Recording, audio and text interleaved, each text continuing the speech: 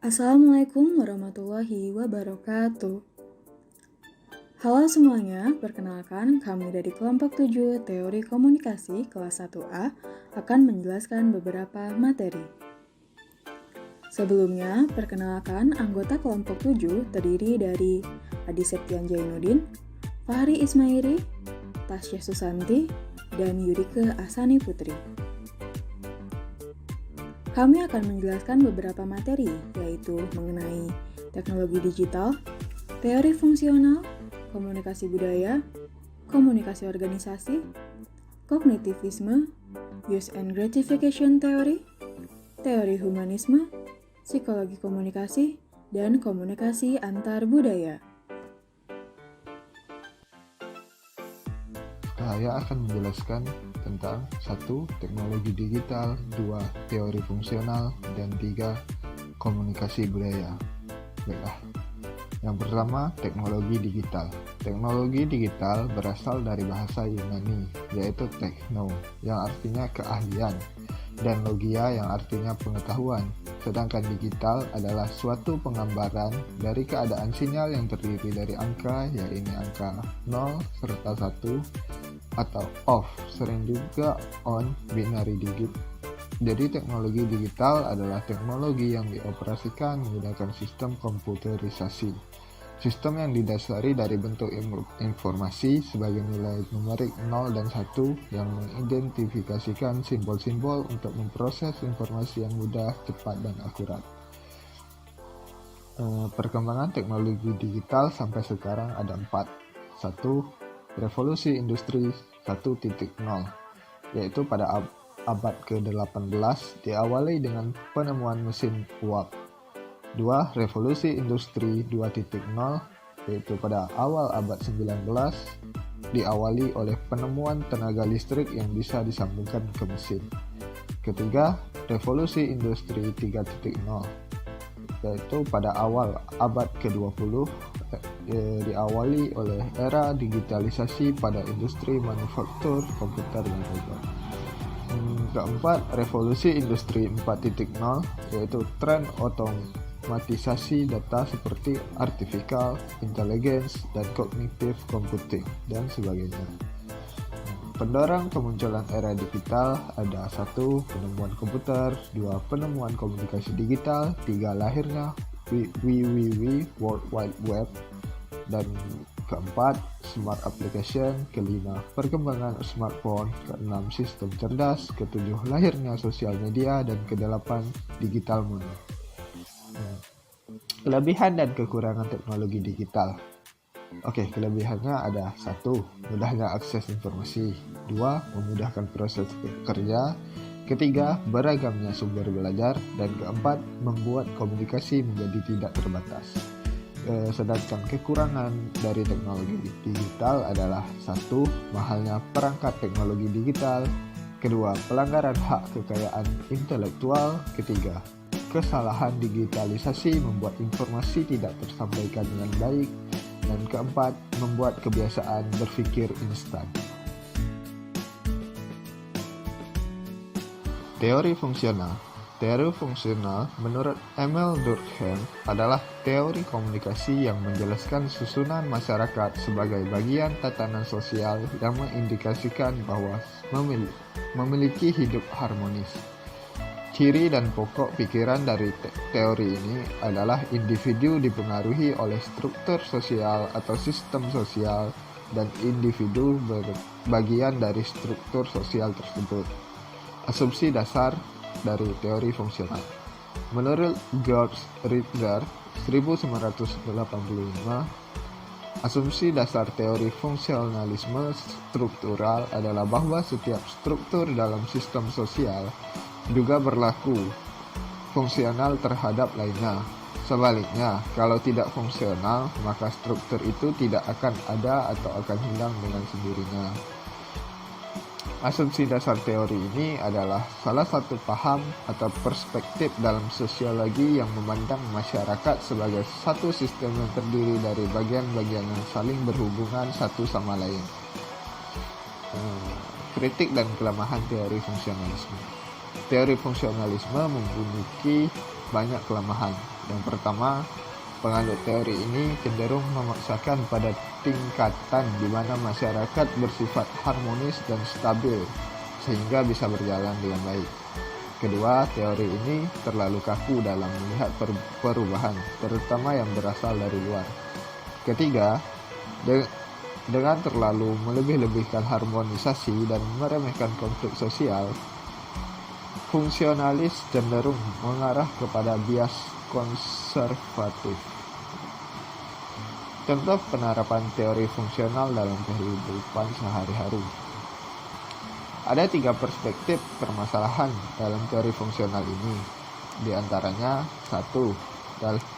Dalam perspektif perubahan sosial, kegiatan pertanian pada zaman dahulu dilakukan dengan cara pembajakan yang hemat biaya akan tetapi memakan waktu, sedangkan pada saat ini sistem pertanian dilakukan dengan modern yang identik dengan hemat waktu akan tetapi memakan banyak biaya. 2. Dalam perspektif masyarakat, pembangunan jalan tol di berbagai wilayah, jalan tol yang dibangun tersebut sejatinya bagian daripada teori fungsional dalam upaya meningkatkan pendapatan ekonomi. 3. Dalam perspektif konflik, dalam kajian yang dilakukan teori fungsional, konflik memberikan dampak positif. Salah satu kasusnya misalnya saja adanya demonstrasi yang dilakukan oleh buruh dalam Hari Buruh Dunia yang terjadi pada tanggal 1 Mei.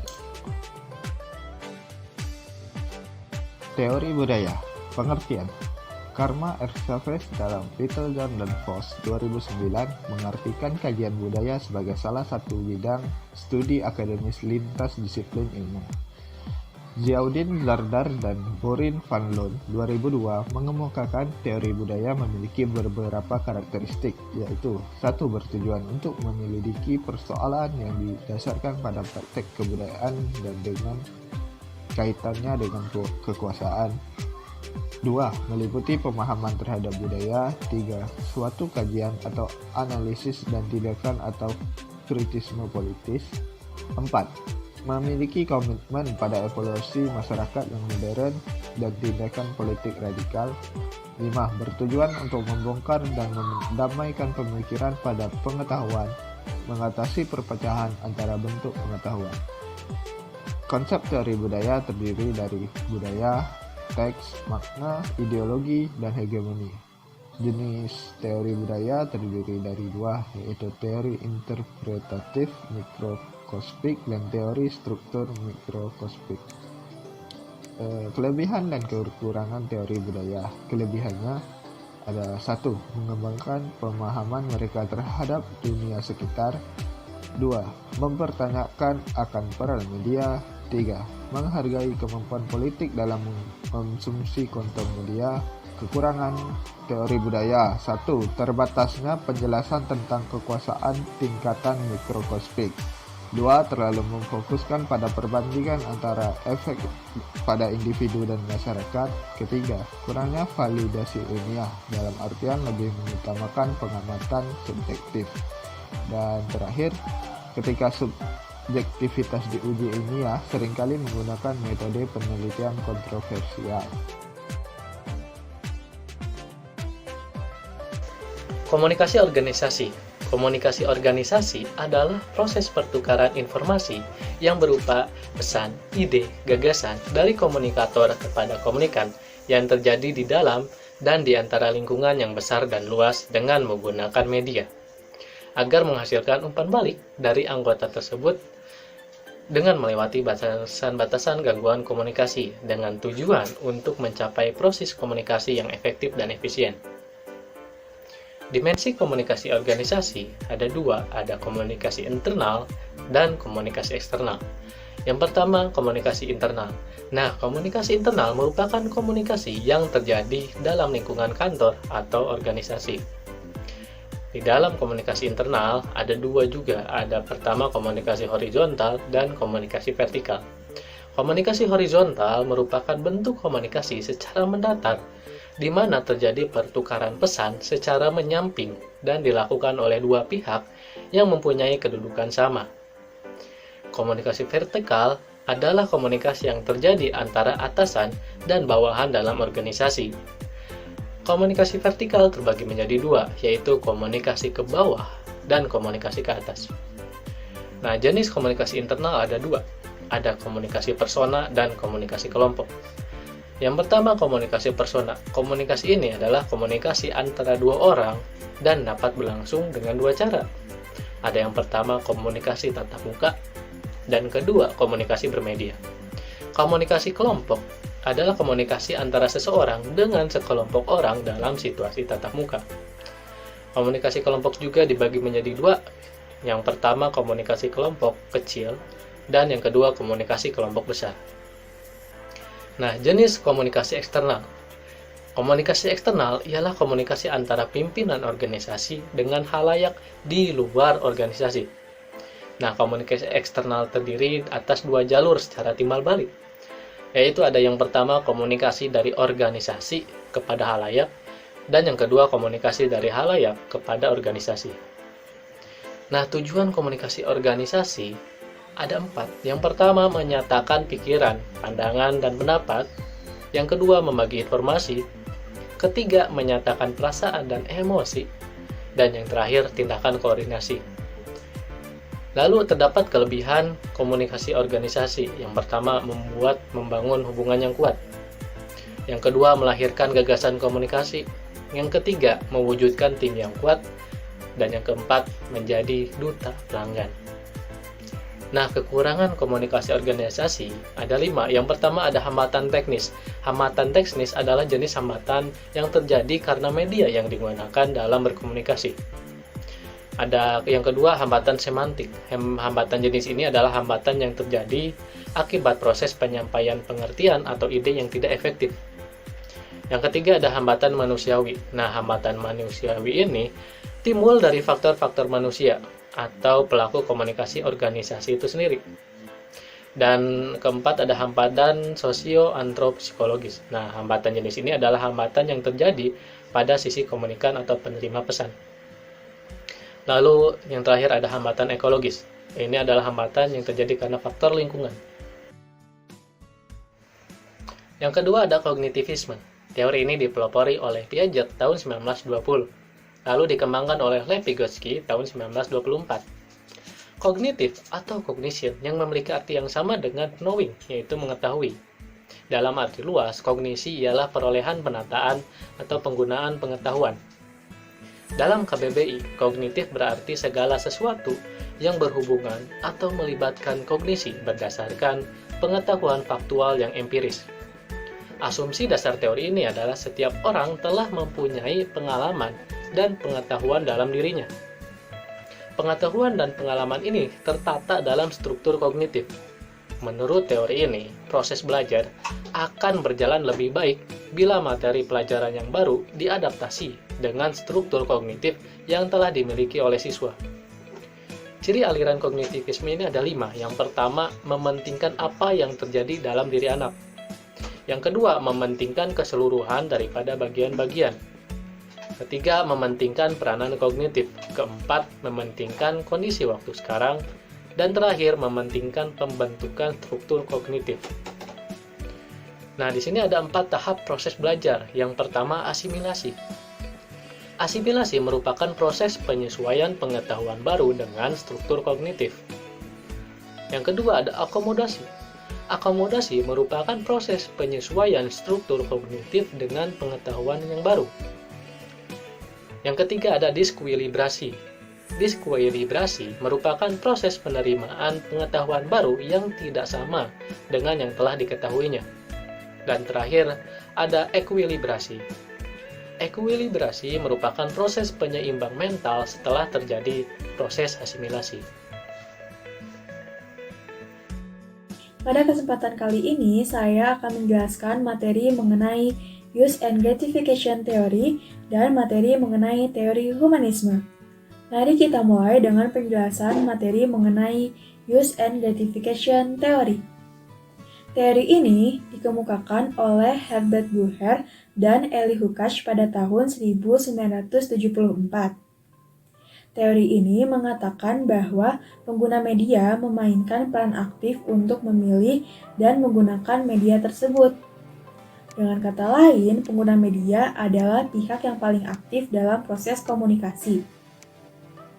Nah, adapun asumsi dasar dari use and gratification theory. Nah, secara umum, asumsi teori ini adalah berfokus pada pengguna media. Sedangkan menurut Eli Hukatz, J.G. Blumer, dan Mikhail Gurevich yang menguraikan ada 5 asumsi dasar dari teori ini, yaitu yang pertama, halayak memiliki peran aktif, yang kedua, halayak bebas memilih, yang ketiga, media bukan satu-satunya sumber pemuas, yang keempat, tujuan pemilih media massa disimpulkan dari data yang diberikan oleh anggota halayak atau audiens, dan yang kelima, pencegahan signifikat nilai kultural. Nah, selanjutnya ada implikasi dari use and gratification theory. Sebagai contoh, seorang anak sehabis pulang sekolah, ia akan langsung makan siang sembari menonton televisi. Sebenarnya, tidak ada alasan yang benar-benar nyata mengapa anak tersebut memilih melakukan kegiatan itu dibandingkan dengan melakukan kegiatan yang lain, seperti membaca koran atau membaca majalah. Berbanding terbalik dengan orang dewasa yang mungkin akan memilih untuk membaca koran atau membaca majalah dibandingkan dengan menonton televisi. Nah, dari dua hal tersebut dapat kita simpulkan bahwa kejadian yang terjadi merupakan kejadian alamiah yang terjadi sehari-hari dan dilakukan tanpa kita sadari. Walaupun seperti itu, menonton televisi juga dapat menjadi pengalaman seni dan dapat mendukung seseorang untuk melakukan sesuatu. Selanjutnya, mari kita bahas materi mengenai teori humanisme. Teori ini dikembangkan oleh Nathaniel pada tahun 1977 yang diilhami oleh perkembangan psikologi humanisme. Teori humanisme ini juga pernah diimplementasikan dalam dunia pendidikan melalui humanistik kurikulum. Adapun asumsi dasar dari teori humanisme ini, yang pertama, manusia selalu mempunyai kebutuhan untuk berkembang dan maju. Yang kedua, manusia selalu memenuhi kebutuhan pokok terlebih dahulu dibandingkan dengan memenuhi kebutuhan yang lain. Nah, selanjutnya ada implikasi teori humanisme dalam pembelajaran. Contoh aplikasi teori humanisme dalam pembelajaran yaitu siswa ditekankan untuk menjadi lebih mandiri dan lebih aktif. Sedangkan guru hanya sebagai fasilitator, hanya sebagai pemberi motivasi dan pendorong atau pemberi arahan dalam proses belajar. Serta guru juga berfungsi sebagai pengawas dalam proses belajar mengajar. Nah, adapun contoh aplikasi teori humanisme dalam pembelajaran. Yang pertama, ada confluent education, cooperative learning. Yang kedua, ada open education, yang ketiga ada cooperative learning, dan yang keempat ada independent education. Di sini saya akan membahas mengenai psikologi komunikasi. Sebelum kita membahas lebih jauh, terlebih baik kita mengenal dulu apa sih pengertian dari psikologi komunikasi tersebut. Nah, psikologi komunikasi adalah ilmu yang berusaha menguraikan, meramalkan, dan mengendalikan peristiwa mental dan behavioral dalam komunikasi. Peristiwa mental adalah internal mediation of stimuli sebagai akibat berlangsungnya komunikasi atau fissure. Lalu sementara peristiwa behavioral adalah apa yang nampak ketika orang berkomunikasi. Selanjutnya kita akan membahas hubungan antara komunikasi dan psikologi. Nah, apa sih hubungan keterkaitannya antara komunikasi dan psikologi? Jadi, psikologi berusaha melihat komunikasi dalam kaitan perilaku manusia dan mencoba menyimpulkan proses kesadaran yang menyebabkan terjadinya perilaku tersebut. Komunikasi di sini cenderung dibahas dalam konteks sosial. Itulah sebabnya karena psikologi telah memiliki disiplin ilmu tersendiri yang khusus menganalisis peristiwa sosial secara psikologi atau yang disebut psikologi sosial. Persinggungan komunikasi dan psikologi terletak pada disiplin psikologi sosial saat ini. Lalu ciri pendekatan dari psikologi komunikasi, yang pertama ada penerima stimuli secara indrawi atau sensory reception of stimuli. Nah, dalam hal ini, pada proses ini komunikasi diawali atau bermula ketika panca indera kita diterpa oleh stimuli. Lalu yang kedua ada proses yang mengantarai stimuli dan respon atau internal mediation of stimuli. Dalam hal ini, stimuli yang ditangkap oleh alat indera kemudian diolah dalam otak. Lalu yang ketiga ada prediksi response atau prediction of response. Dalam hal ini, respon yang terjadi pada masa lalu dapat dilihat serta dapat diramal responnya untuk masa mendatang. Yang terakhir ada peneguhan respons atau reinforcement of response. Nah, dalam hal ini timbul perhatian pada gudang memori atau memory storage dan set penghubung masa lalu dan masa sekarang. Lalu dalam psikologi komunikasi juga memiliki ruang lingkup. Nah, ruang lingkup dari psikologi komunikasi yang pertama ada memahami diri sendiri dan orang lain, yang kedua memapankan hubungan yang bermakna, dan yang terakhir ada mengubah sikap dan perilaku. Oke, segitu aja pembahasan dari psikologi komunikasi. Selanjutnya kita akan membahas mengenai komunikasi antar budaya. Oke, selanjutnya kita akan membahas mengenai komunikasi antar budaya. Jadi, pengertian komunikasi antar budaya menurut Liweri Allo, komunikasi antar budaya adalah setiap proses pembagian informasi, gagasan, atau perasaan di antara mereka yang berbeda latar belakang budayanya. Proses pembagian informasi itu dilakukan secara lisan dan tertulis, juga melalui bahasa tubuh, gaya, atau tampilan pribadi, atau bantuan hal lain di sekitarnya yang memperjelas pesan. Lalu selanjutnya ada model komunikasi antar budaya. Budaya mempengaruhi perilaku komunikasi individu. Budaya yang berbeda akan menghasilkan pengaruh serta sifat komunikasi yang berbeda pula. Ketika seorang individu berkomunikasi dengan individu lain yang memiliki kebudayaan yang berbeda, maka makna pesan yang disampaikan komunikator akan berubah mengikuti persepsi budaya komunikan. Seperti contoh yang dapat kalian lihat di samping ini.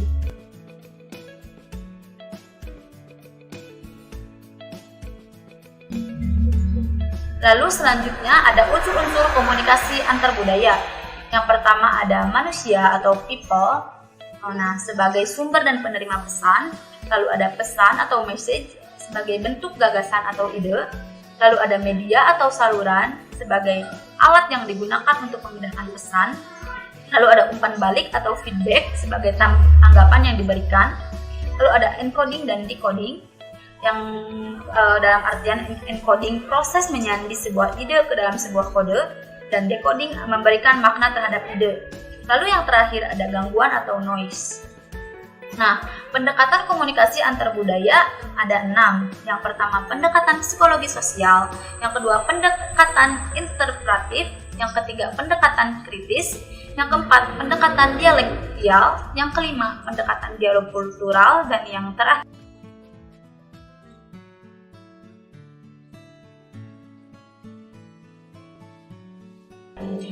Oke, kita bahas dulu faktor penghubungnya. Yang pertama ada kemampuan berkomunikasi, yang kedua sikap saling menerima perbedaan, yang ketiga kemampuan beradaptasi, yang keempat adanya ketertarikan saat berkomunikasi, yang kelima ada bahasa dan lambang. Selanjutnya kita membahas faktor penghambatnya. Yang pertama ada watak individu, yang kedua persepsi pelaku komunikasi, yang ketiga perbedaan latar belakang budaya, dan yang terakhir ada perbedaan bahasa. Nah, pembahasan terakhir kita masuk ke dalam fungsi komunikasi antar budaya. Yang pertama, fungsi pribadi menyatakan identitas sosial, menyatakan integrasi sosial, dan menambah pengetahuan. Lalu ada fungsi sosial, ada pengawasan, menjembatani, sosialisasi nilai, dan menghibur. Sekian pemaparan materi kami pada kesempatan kali ini. Semoga apa yang telah kami paparkan bermanfaat bagi kita semua. Tetap jaga kesehatan dan sampai jumpa di lain waktu. Wassalamualaikum warahmatullahi wabarakatuh.